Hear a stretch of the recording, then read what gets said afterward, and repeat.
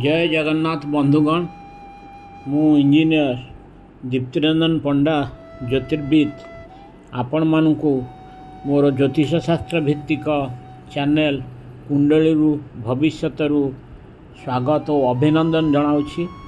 पूर्व 10 गोटी अध्याय आम विभिन्न लग्न विभिन्न ग्रह मानकर अवस्थिति को लेकिन कौन फलाफल मिले से विषय आलोचना करुले।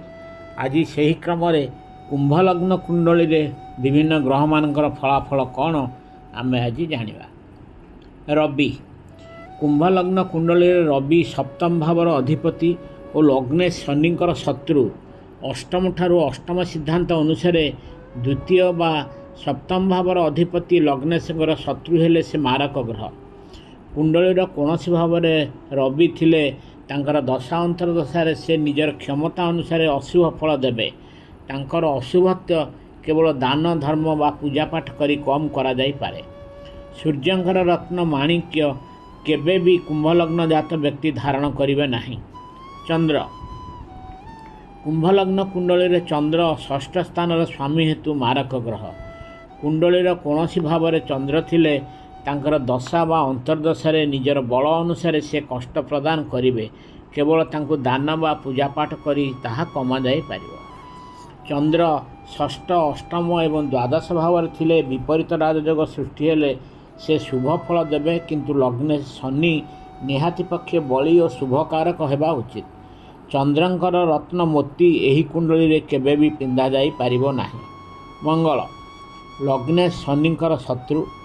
तृतीय एवं दशम स्थान अधिपति हेतु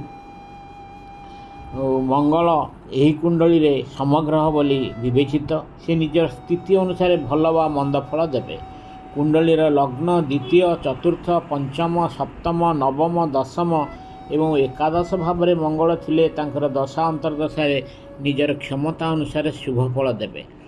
कुंडलीर तृतीय षष्ठ अष्टम एवं द्वादश भाव में मंगल थिले तांकर दशा अंतर्दशार निजर क्षमता अनुसार अशुभ फल देवे। तांकर अशुभत्व केवल दान व पूजापाठ करी कमा जाई पारे। रोजगार वृद्धि पाई शुभ गृह मंगल थिले तांकर रत्न मुंगा पिंधा जाई पारे। किंतु नीलम की पन्ना सहित मुंगा पिंधा ठीक नुह। बुध कुंभलग्न कुंडली पंचम और अष्टम भावर अधिपति और लग्ने शनिंकर मित्र। त्रिकोणर पंचम स्थान जेहेतु से इष्टदेव से यही कुंडली जोगकारक ग्रह। कुंडलीर लग्न चतुर्थ पंचम सप्तम नवम दशम एवं एकादश भाव में बुध थिले से तांकर दशा अंतर्दशार निजर क्षमता अनुसार शुभ फल देवे। द्वितीय तृतीय षष्ठ अष्टम एवं द्वादश भाव में बुध अशुभ फल देवे। तांकर अशुभत्व केवल दान धर्म व पूजापाठ द्वारा कमा जाई पारे। बुध षष्ठ अष्टम और द्वादश गृह थाई विपरीत राजयोग अवस्था सृष्टि कले भल फल देवे। किंतु सेथिपई लग्ने शनि शुभ और बली हेबा दरकार। कौनसी भी भाव में बुध अस्त अवस्था थिले तांकर रत्न पन्ना धारण करी तांकर बल वृद्धि करा जाई पारे। बृहस्पति गुरु कुंभलग्न कुंडली रे द्वितीय भाव और एकादश भावर स्वामी हेतु यही कुंडली रे जोगकारक ग्रह। कुंडली रे लग्न द्वितीय चतुर्थ पंचम सप्तम नवम दशम एवं एकादश भाव में गुरु थिले से निजर दशा बा अंतर्दशार निजर क्षमता अनुसार शुभ फल देवे। कुंडली रे तृतीय षष्ठ अष्टम एवं द्वादश भाव में गुरु रहिले तांकर दशा अंतर्दशार निजर जोगकारकता हराई अशुभ फल देवे। केवल दान बा पूजापाठ द्वारा तांकर अशुभत्व कमा जाई पारे। बृहस्पति अस्त भाव थिले तांकर रत्न पोखराज पिंधा जाई तांकर बल वृद्धि करा जाई पारिबो। शुक्र कुंभलग्न कुंडली रे शुक्र दुईटी भल भाव चतुर्थ और नवम भावर अधिपति थिबारु से अति जोगकारक ग्रहर मान्यता पाइछन्ति। कुंडलीर लग्न द्वितीय चतुर्थ पंचम सप्तम नवम दशम एवं एकादश भाव में शुक्र थिले से तांकर दशा बा अंतर्दशार निजर क्षमता अनुसार शुभ फल देवे। तृतीय षष्ठ अष्टम एवं द्वादश भाव में शुक्र थिले से तांकर दशा बा अंतर्दशार निजर क्षमता अनुसार जातक अशुभ फल देवे। तांकर अशुभत्व केवल दान धर्म व पूजापाठ द्वारा कम करा जाई पारे। कुंडली रे कौनसी भाव में शुक्र अस्त अवस्था थिले तांकर रत्न हीरा ବା ଓପଲ ଧାରଣ କରି ତାଙ୍କର ବଳ ବୃଦ୍ଧି କରାଯାଇପାରିବ। ଶନି କୁମ୍ଭ ଲଗ୍ନ କୁଣ୍ଡଳୀରେ ଶନି ଲଗ୍ନ ଏବଂ ଦ୍ୱାଦଶ ଭାବର ଅଧିପତି। ଲଗ୍ନ ଭାବର ଅଧିପତି ହେତୁ ସେ ଲଗ୍ନେଶ ଓ କୁଣ୍ଡଳୀର ଯୋଗକାରକ ଗ୍ରହ। କୁଣ୍ଡଳୀର ଲଗ୍ନ ଦ୍ୱିତୀୟ ଚତୁର୍ଥ ପଞ୍ଚମ ସପ୍ତମ ନବମ ଦଶମ ଏବଂ ଏକାଦଶ ଭାବରେ ଶନି ଥିଲେ ନିଜର ଦଶା ବା ଅନ୍ତର୍ଦଶାରେ ନିଜର କ୍ଷମତା ଅନୁସାରେ ଶୁଭ ଫଳ ଦେବେ।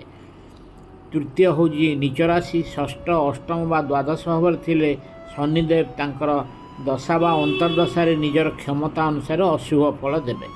ତାଙ୍କର ଅଶୁଭତ୍ୱ ଦାନ ଧର୍ମ ଓ ପୂଜାପାଠ ଦ୍ୱାରା କମ୍ କରାଯାଇପାରିବ। କୌଣସି ଭାବରେ ଶନି ଅସ୍ତ ଅବସ୍ଥାରେ ଥିଲେ ତାଙ୍କର ରତ୍ନ ନୀଲମ ଧାରଣ କରି ତାଙ୍କର ବଳ ବୃଦ୍ଧି କରାଯାଇପାରିବ। ଏହି କୁଣ୍ଡଳୀରେ ଶନିଙ୍କର କୌଣସି ସ୍ଥିତିରେ ବିପରୀତ ରାଜଯୋଗ ସୃଷ୍ଟି ହେବ ନାହିଁ, କାରଣ ସେ ଲଗ୍ନେଶ।